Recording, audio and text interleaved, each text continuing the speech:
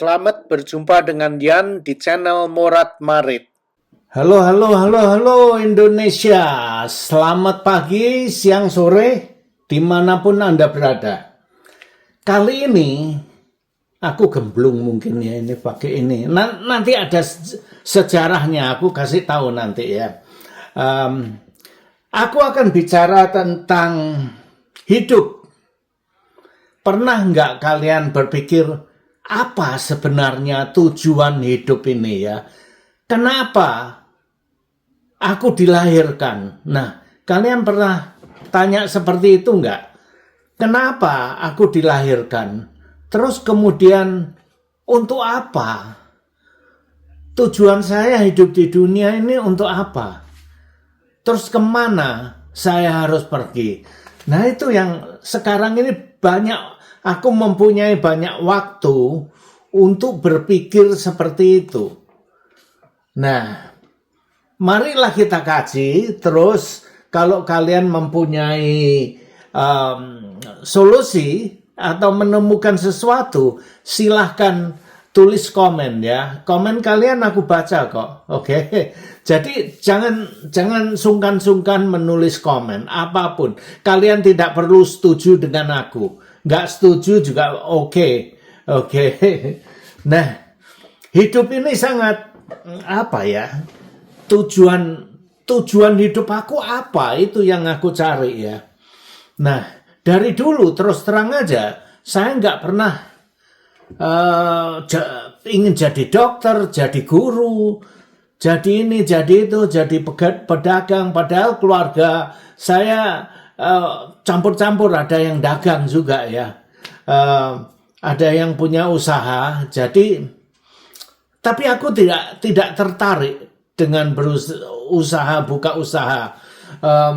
Aku lebih tertarik jalan-jalan, keluyuran ke sana ke sini. Dulu waktu kecil habis sekolah, aku senang lari ke sawah. Kebetulan ada gunung juga tidak jauh ya. Aku pernah naik ke gunung sampai ke puncaknya. Waktu turunnya itu karena nggak hati-hati, akhirnya tidak bisa mengontrol diri. Aku jatuh, sempat gelondong berapa meter gitu. Tapi nggak ada jurangnya, untung aja ya.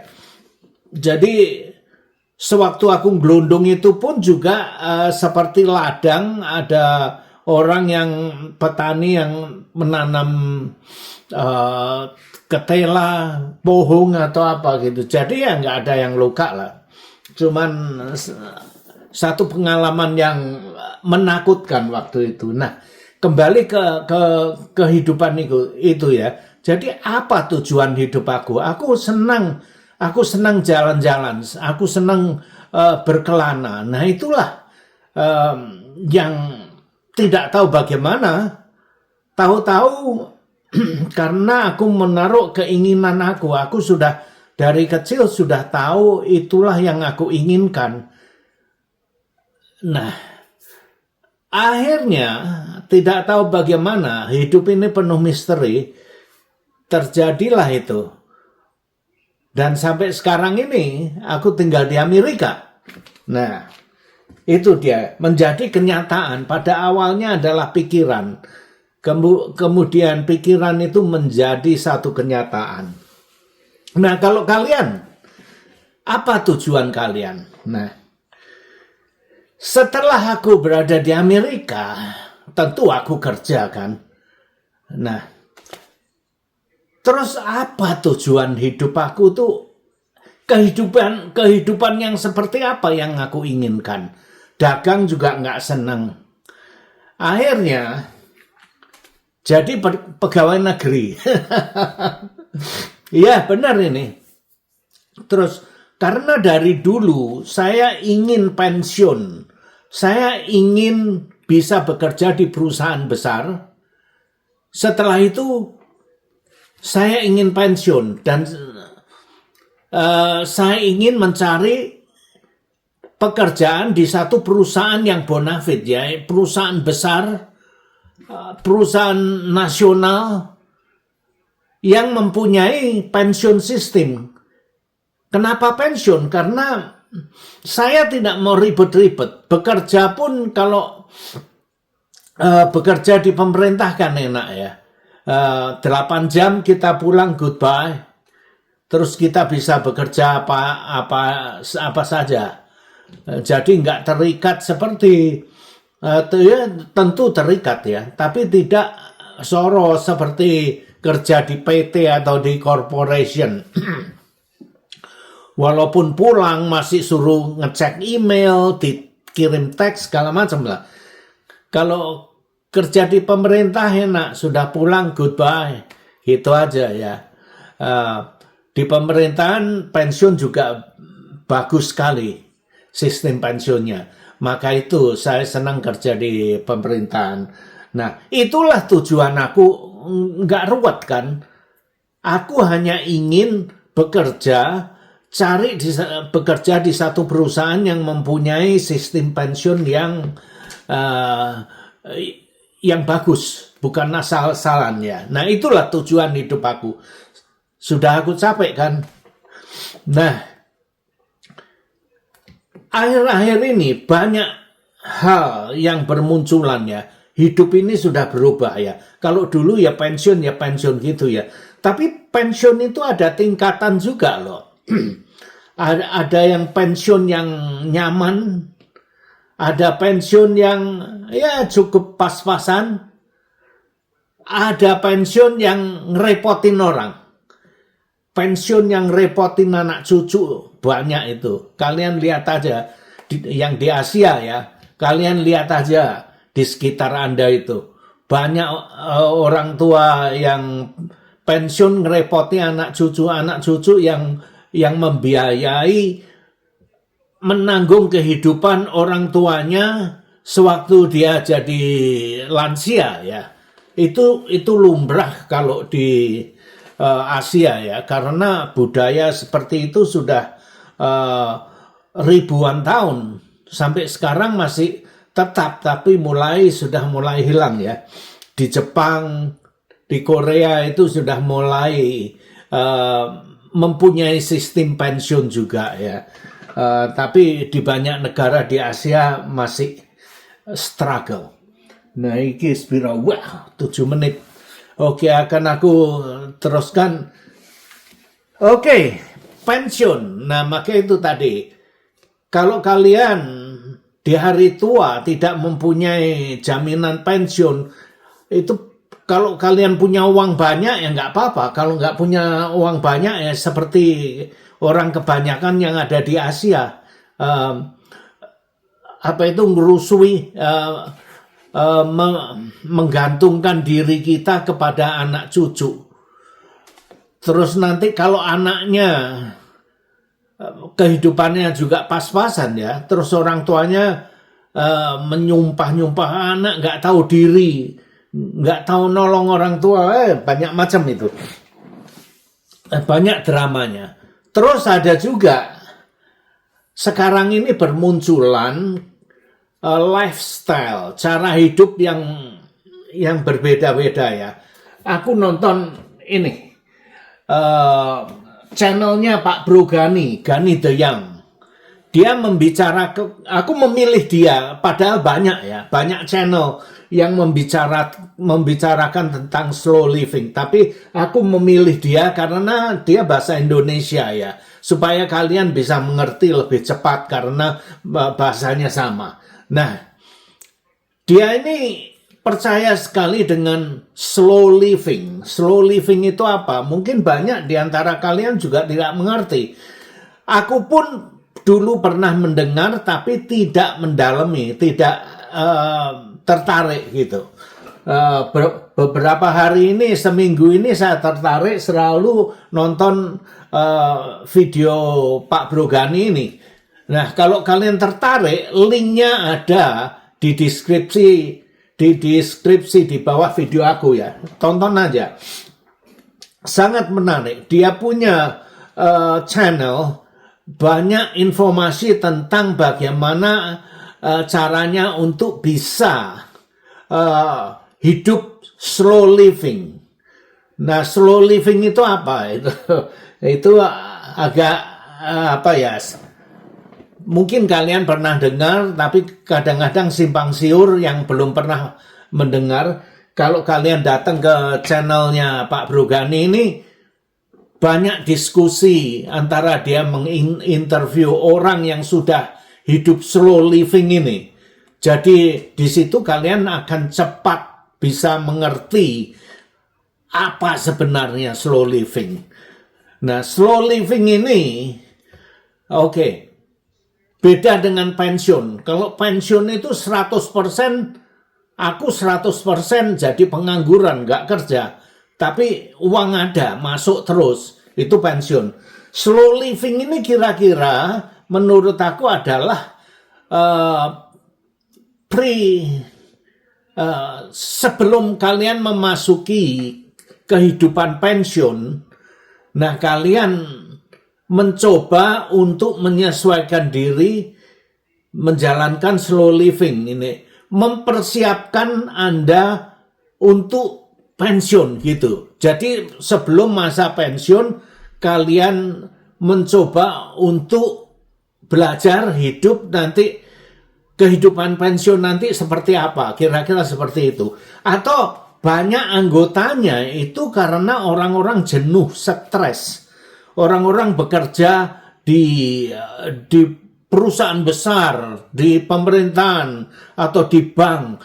Pekerjaan yang penuh pressure, yang penuh tekanan ya, sehingga membuat kalian stres. Nah, orang-orang yang begini, karena tidak bisa lagi menerima tekanan, akhirnya mereka mundur selangkah, terus menjalankan slow living. Nah, tidak semudah itu ya. Banyak hal yang perlu kalian ketahui sebelum menjalankan slow living. Nah, inilah di sini banyak diskusi tentang slow living itu. Jadi jangan langsung terjun aja ya. Kalian belajar dulu. Nah, slow living itu untuk bukan orang apa ya, pelarian, bukan pelarian. Menurut aku bukan pelarian, tapi orang yang sudah jenuh dengan kehidupan di kota yang penuh pressure, penuh tekanan, sehingga membuat orang jadi stres, maka orang-orang ini memilih dengan sadar. Dengan sadar dia memilih untuk hidup slow living. Slow living hidup ya yang lay back sedikit. Mereka belajar hidup di desa, tidak harus ngoyo. Orang Jawa bilang ngoyo, nggak harus ngoyo. Hidup, belajar hidup apa adanya, menerima seperti apa adanya, tapi menurut apa yang dia inginkan. Kadang-kadang kita hidup di kota besar itu, kita tidak ada pilihan, harus kita kerjakan gitu ya. Kalau di slow living kamu masih mempunyai pilihan kerjaan macam apa yang kalian perlukan. Nah, itulah kira-kira slow living. Tapi slow living ini bukan untuk semua orang ya. Bukan untuk semua orang. Tidak semua orang bisa menjalani. Dan terutama slow living ini masih memerlukan uang. Tanpa uang akan sulit. Kalau kalian bondo dengkul, bondo otot, kerengkalan, sulit. Nah, aku pernah tanya dengan Pak Brogani, dia bilang, oh bisa. Dia bilang, bondo otot bisa, bondo dengkul bisa. Saya tidak meragukan apa yang dia katakan, bisa. Saya tidak meragukan itu bisa dijalani kalau mau. Tapi tanpa uang akan sulit. Maka itu, disinilah uang itu berperan. Dengan uang bisa memudahkan kehidupan kita. Nah itu, katanya orang banyak yang itu, uang itu nggak bisa diajak mati. Uang tidak bisa diajak ke mati segala macam, itu bullshit. Jangan dengar orang yang mempunyai itu ya, yang mengatakan seperti itu bullshit semua, orang malas semua. Ini 14 menit. Jadi dengan uang lebih mudah menjalankan slow living ini karena apa? Coba nanti pikir aja, kalian biasa kerja di Jakarta dengan gaji UMR atau apa ya, itu standar gaji di Jakarta itu kan tinggi. Kalau kalian terus pindah tiba-tiba di Jawa Tengah, di kota kecil, di Magelang atau di mana, di pinggiran gitu ya, kota kecil walaupun kalian kerja di bank itu gaji standarnya kan rendah dibanding di Jakarta kan. Jadi ke satu penghasilan kamu akan berkurang gitu. Nah, kalau kalian nggak punya uang yang cukup, kamu pindah ke kota kecil, mau tinggal di mana?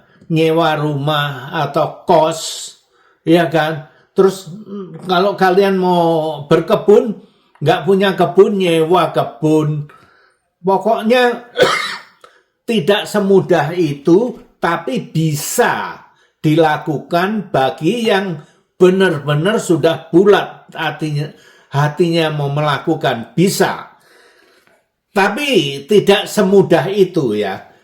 Akan lebih mudah bila punya uang. Nah, ini yang namanya slow living. Di Amerika sini ada yang namanya off-grid lifestyle atau off-grid movement.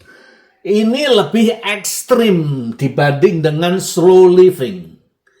Oke. Juga ada yang mengatakan slow living ini ada dengan kata-kata lain, step down atau cut down atau step down. Itu ada juga, seperti misalnya ya, aku sebelum pensiun mempunyai rumah 2 tingkat cukup besar, halamannya besar. Aku tinggal di New Jersey. Terus kemudian setelah pensiun kami downsizing, pindah ke desa di Pennsylvania ini. Jadi kita downsizing, kata lain daripada slow living, kami downsizing.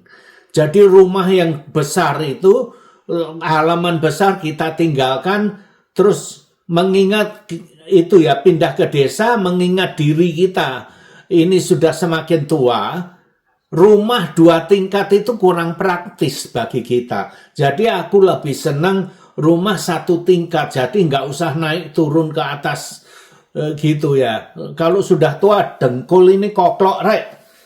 Jadi kita memilih rumah yang lebih praktis untuk lansia.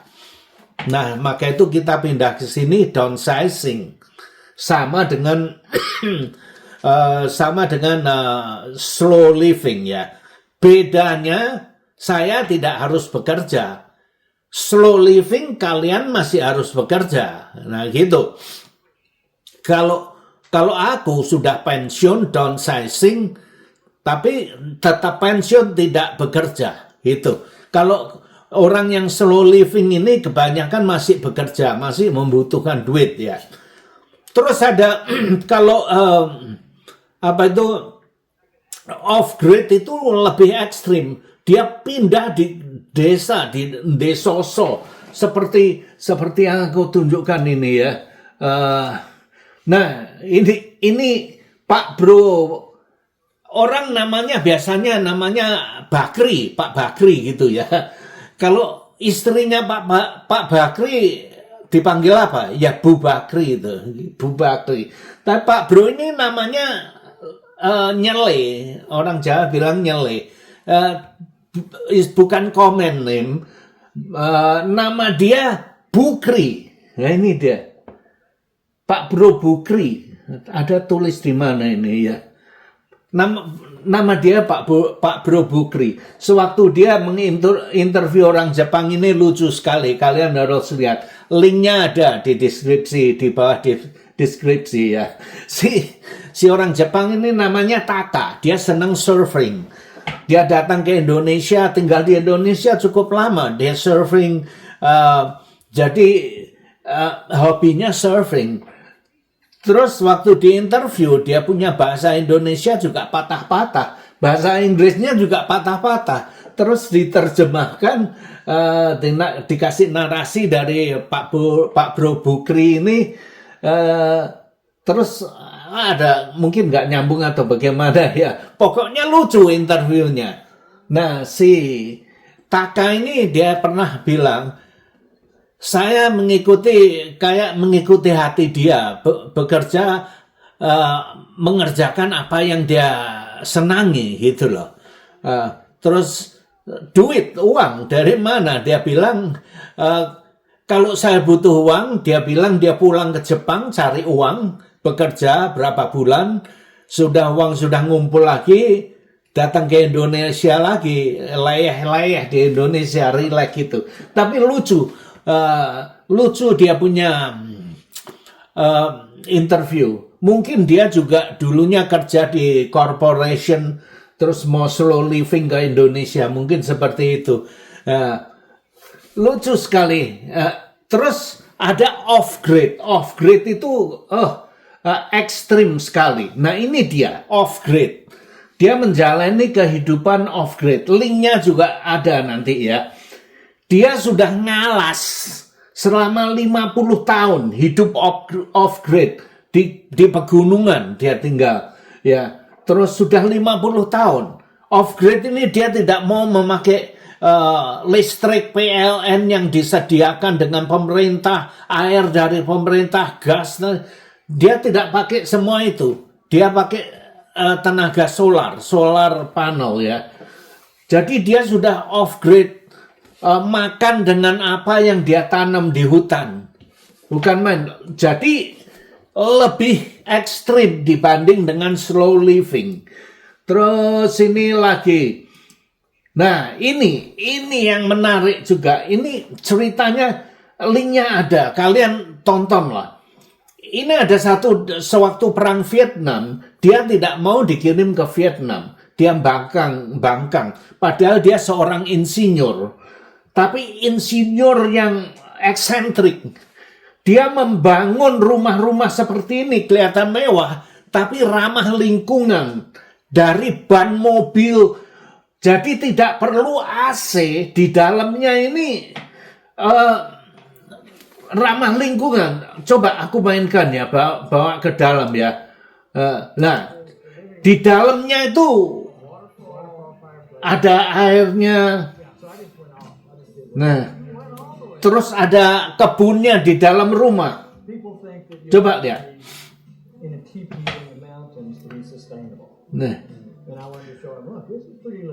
Nah ini rumah sustainable ya. Kalian harus tahu rumah ini dibangun berada di New Mexico. New Mexico itu seperti padang pasir, panas sekali. Kalau pagi panas, kalau malam dingin. Jadi mereka membangun rumahnya spesial dengan barang-barang bekas membangunnya. Oh, jenius sekali ini ya. Jadi tidak pakai AC ini. Di dalamnya ada pohon-pohon. Jadi walaupun di atas di luaran sana 50 derajat ya, di dalamnya 20 derajat nyaman. 25 derajat gitu. Ini bukan main sistemnya ya. Kalian tonton sendiri, linknya ada. Terus kemudian, nah ini dalamnya, diantaranya. Ini bulat-bulat ini, itu dibuat dari botol bir. Semua ini barang-barang recycle. Nah ini dia ini insinyurnya yang membantu membangun di daerah slow living ini. Mereka mempunyai komunitas tersendiri yang menamakan off-grid. Sama dengan slow living, tapi lebih ekstrim ini ya. Kalian tonton, semua linknya ada di bawah deskripsi. ini juga, dia ini seorang pastor, tapi memutuskan tinggal di padang pasir juga. Dia tinggal di Arizona. Istrinya dari Kanada, meninggalkan kehidupan kota, hidup di padang pasir, nggak ada orang di sana kehidupannya. Terus lihat ini, lihat kalian background, padang pasir ini semua, tempat-tempat yang ekstrim. Jadi dia menggunakan solar panel. Kalian datang ke channel dia ini, linknya ada ya. Sangat menarik. Mereka cara membangunnya bagaimana, semua itu dijelaskan di sana. Tertarik. Nah, ini juga, ini yang sudah lama established, sudah lama, maka itu tanahnya subur ya. Mereka berkebun. Ini adalah komunitas orang-orang yang slow living itu tadi. Nah, ini dia juga. Dia memberi ceramah bagaimana caranya membuat hidup off-grid. Nah, ini dia. Ini yang pastor tadi. Dia membangun tangki, ada tangkinya segala macam ya. Nah, seperti itulah kira-kira. Tapi semua itu ya, off-grid, slow living, itu masih membutuhkan uang.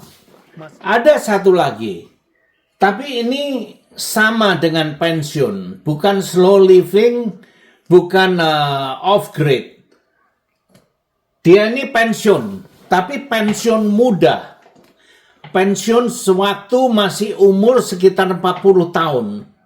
Jadi orang-orang ini, saya jelaskan ini fire. Fire itu bahasa Inggrisnya api, tapi bukan api ya, yang dimaksud fire, F-nya ini financial independent, retire early. Jadi uang financial independent ya, mandiri, secara finansial mandiri, terus kemudian pensiun dini, pensiun cepat sewaktu masih umur 40 gitu. Biasanya mereka tuh umurnya umur 30 tahun sampai 40 tahun sudah bisa pensiun. Caranya bagaimana? Nah, biasanya orang-orang ini dia sudah tahu apa yang dia inginkan dalam kehidupan mereka ya. Jadi dia sudah tahu apa yang dia inginkan, maka itu dari umur begitu dia selesai sekolah, selesai kuliah umur 20-an, begitu dia dapat kerjaan, dia simpan uangnya, nabung dengan jalan nabung yang ekstrim. Akhirnya setelah 20 tahun, mereka umur 40 tahun, mereka bisa pensiun. Pensiun bukan pensiun kaleng-kaleng. Mereka pensiun uangnya bisa untuk keliling dunia. Jadi ini ekstrim. Nah, ada dengan jalan fire ini biasanya mereka itu nabung 50%, minimum itu 50% dari gaji mereka itu ditabung. Bisa nggak kalian? 50% dari gajinya ditabung. Tidak pernah diambil, ditabung, disisihkan terus diinvestkan. Malahan yang lebih ekstrim lagi, ada yang 70% dari gajinya ditabung. 75% dari gajinya itu ditabung. Nah, sampai segitu ekstrimnya. Karena apa? Karena mereka memburu waktu. Dalam waktu yang singkat, kalau dia memulai umur 20-an ya, targetnya 20 tahun. Maka dia harus menyimpan, nabung selama 20 tahun. Yang ditabung 50% atau 75%. Jadi setelah nanti mereka umur 40, 45 bisa pensiun. Pensiun bukan kaleng-kaleng, mereka bisa pensiun, uangnya itu bisa untuk jalan-jalan keliling dunia. aku akan itu cantumkan linknya juga ya. Ini anak muda berdua, laki bini, dua-duanya tidak mau punya anak, dua-duanya tidak mau diprogram dengan society. Biasanya lingkungan kan memprogram otak manusia kan. Oh, anak-anak diprogram. Oh, kalian nanti umur sekian kalian harus kawin, dikawinkan.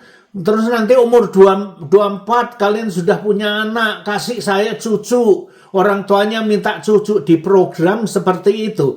Tapi orang-orang yang kuat, ya orang-orang yang keras tidak mau disuruh-suruh. Mereka mempunyai keinginan sendiri, mempunyai goal, cita-cita tersendiri. Ini anak muda ini, dia mempunyai cita-cita untuk keliling dunia. Berdua, mereka mau keliling dunia tanpa merepotkan orang lain. Mereka tidak mau mempunyai anak karena mereka mau berkeliling dunia. Jadi prioritasnya itu, maka itu kumpul duit cukup, mereka pensiun, tidak mau kerja lagi, enjoy keliling dunia berdua, tinggal di Malaysia 3-4 bulan, terus tinggal di Taiwan 3-4 bulan, tinggal di Hong Kong. Kalau senang tinggal 6 bulan. Jadi terus keliling dunia dari satu negara ke negara lain. Seperti itu. Nah, bukan main. Nah, ini ada caranya. Kehidupan lifestyle yang seperti ini ada. Namanya FIRE. Nah, ini pensiun. 100% pensiun. Oke. Mereka menyimpan uangnya, disimpan, diinvestkan untuk pensiun. Sedangkan saya mulai pensiun umur 61. Sampai sekarang nggak pernah kerja lagi, saya nggak mau kerja. Sudah nggak kangen dengan kerja. Oh, terima kasih, nggak mau disuruh kerja. Nah itu, saya umur 61 saya pensiun. Dia ini ya, yang linknya ada di deskripsi itu, nanti aku cantumkan. Dia dua-dua laki bini pensiun umur 40. Jadi kalian tahu pensiun ada berapa macam ya? Ada pensiun yang bonafit ya, pensiun yang yang benar-benar nyaman. Terus pensiun ya yang ada pas-pasan, ada pensiun ya yang ngerepotin orang, ngerepotin anak bini, anak istri, anak cucu. Direpotin anak cucunya, suruh mention orang tuanya kalau tua. Ada, lihat aja di Asia banyak kok itu. Terus setelah itu ada kehidupan yang saya cerita Pak Bro Gani itu slow living. Ada lagi off grid. Nah, slow living dengan off grid bukan pensiun. Kehidupan semacam itu memerlukan uang, dan kehidupan seperti itu tidak untuk semua orang. Jadi untuk orang-orang tertentu saja. Nah, Pak Bro Ganis, dia ada interview satu yang menarik, menginterview orang Jakarta ya. Kalau nggak salah namanya Pak Bro Jaka dengan istrinya. Dia lulusan ITB, punya titel, terus akhirnya kerja di bank. Dia di bank menjadi senior banker, atau mungkin kepala bagian apa, nggak tahu saya, lupa. Lihat aja videonya ada kok. Terus dia sudah jenuh dengan kehidupan di bank yang penuh tekanan. Akhirnya dia memutuskan untuk hidup slow living. Istrinya kerja di asuransi kalau nggak salah. Istrinya juga pekerjaannya bagus. Dia kirim-kirim ke Singapura, kemana, ke negara-negara mana gitu. Jadi kedua-duanya berusaha pekerjaannya bagus, duitnya juga sudah tebal. Maka itu mereka akhirnya memutuskan nggak mau hidup dengan stres. Mereka pindah mengambil kehidupan slow living. kalau nggak salah di lereng Gunung Merbabu. Dia ke sana beli rumah, beli kebun. Nah, inilah peranan uang yang penting. Dia sudah punya banyak simpanan, uangnya ada, jadi mau slow living lebih mudah bagi mereka. Seorang-orang seperti mereka ini yang punya duit akan lebih mudah menjadikan kenyataan. Tapi kalau kere, masih kere, bondo dengkul, bondo otot, sulit. Percayalah kalau kamu kere, nggak punya duit, sulit. Mau slow living, dari sononya sudah kere ya, nggak punya duit, mau disuruh belajar cutback, mengurangi ini itu apanya yang mau dikurangi? Dari sononya sudah nggak ada duit, udah kere, mau dikikis mana lagi duitnya? Nah, maka itu kalau nggak punya duit sulit, bisa sih bisa. Saya tidak menyangkal itu, kalau mau bisa gitu loh. Oke, sudah sampai di sini aja dulu. Ini terlalu lama ya. Jadi kalian tonton linknya, banyak linknya yang aku sertakan di deskripsi di bawah video aku ini. Tonton aja dan tonton channelnya Pak Bro Gani, interviewnya Pak Bro Bukri. Jadi menarik. Sampai di sini dulu. Oke, terima kasih kalian sudah nonton. Nah ini lagi. Ini apa? Aku buka. Ini adalah aku sewaktu cuti ke Indonesia 2005 ya. Waktu itu ada kampanye pemilihan presiden. Nah ini aku dikasih ini. Nah mereka berteriak-teriak dengan bendera PDI ini ya. Terus aku naik taksi waktu itu, macet taksinya. Berhenti, aku ngomong dengan mereka, halo hidup gitu. Terus aku katakan, bisa minta benderanya Pak? Oh boleh. Aku dikasih satu. Nah ini kenang-kenangan diberi dengan para orang yang kampanye itu ya, diberikan satu ini kenangan. Saya bawa ke Amerika ini. Mereka nyanyi-nyanyi lucu-lucu, nyanyinya abang-abang gendero banteng katanya, abang-abang gendero banteng, tengji, banteng siji. Ya apa sih? Iya bilang tengji, banteng siji, banteng kabeh. Aduh lucu-lucu, rame sekali. Abang-abang gendero banteng, tengji, banteng siji, banteng kabeh. Oke, selamat hidup banteng. Oke, goodbye. Banteng siji, banteng kabeh. Terima kasih sudah nonton video ini dan jangan lupa like, comment, share, dan subscribe. Adios, my friend.